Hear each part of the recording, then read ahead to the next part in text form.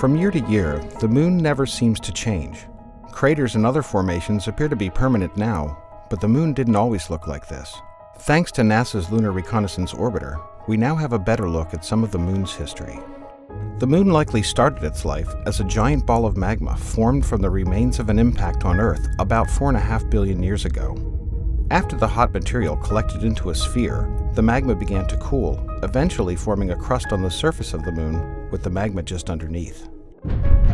Around 4.3 billion years ago, a giant impact battered the moon's south pole, forming the South Pole Aitken Basin and sending debris as far as the opposite side of the moon. This impact marked the beginning of a period that would cause large-scale changes to the moon's surface. One by one, more huge collisions shaped the terrain, some forming large basins that would eventually fill in to become the dark-colored patches of the moon, known as maria. They began as normal craters, but soon started to change due to the size of the impact on the relatively thin crust. Because the moon had not yet fully cooled on the inside, lava began to seep out through the cracks caused by the impacts. The resulting volcanic activity spread lava throughout the craters, gradually filling them in and cooling. Because of the high iron content of the basalt in the rock, the maria reflect less light and therefore appear darker than the surrounding highlands of the moon. Around 1 billion years ago, volcanic activity ended on the near side of the moon as the last of the large impacts made their mark on the surface.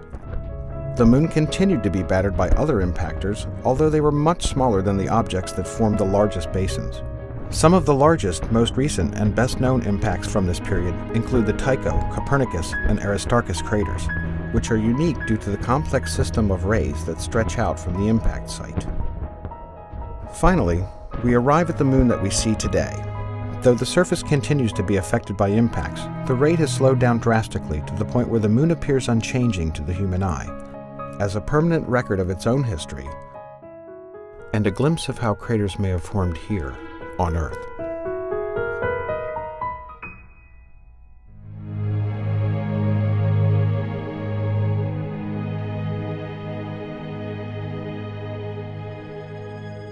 To nearly everyone, the moon appears to be a sterile, gray, unchanging world. But while the moon has remained largely unchanged during human history, our own understanding of it has evolved dramatically. Thanks to new observations, we now have not only unprecedented views of its surface, but a whole new tour of the moon that shows how both it and other rocky planets in our solar system have been shaped over billions of years. We'll start with one of the largest impacts, Oriental Basin, a feature that's as wide as the distance from New York City to Cincinnati.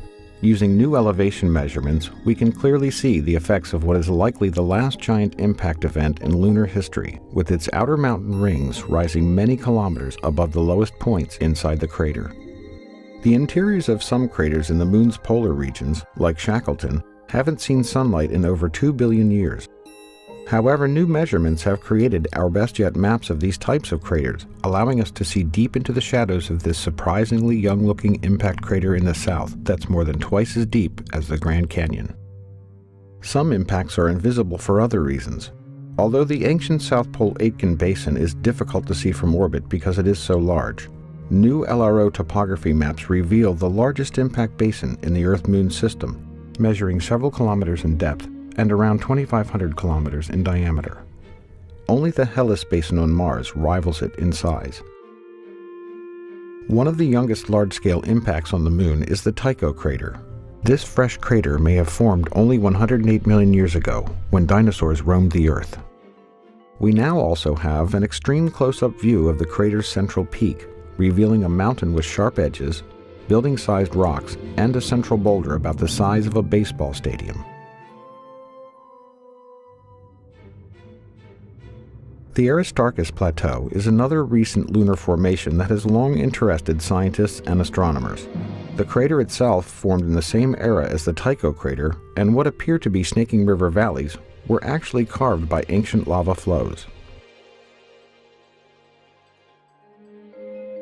Next, we arrive at Mare Serenitatis on the near side of the moon.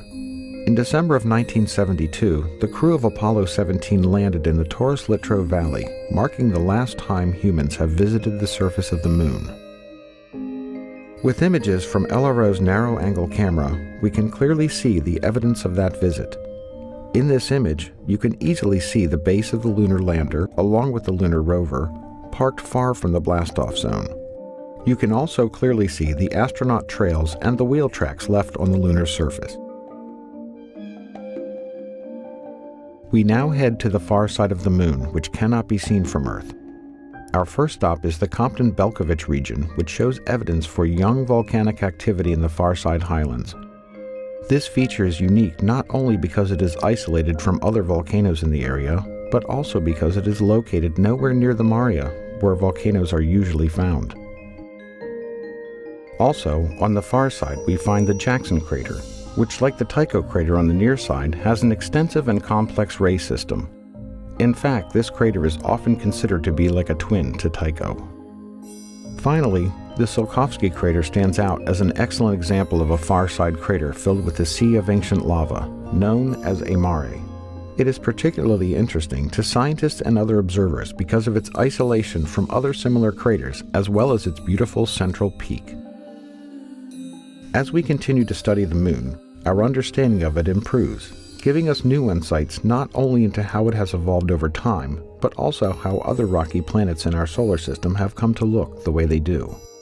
With new missions, new instruments, and new technologies, we will continue to improve our knowledge of the Moon and better understand the history of our solar system.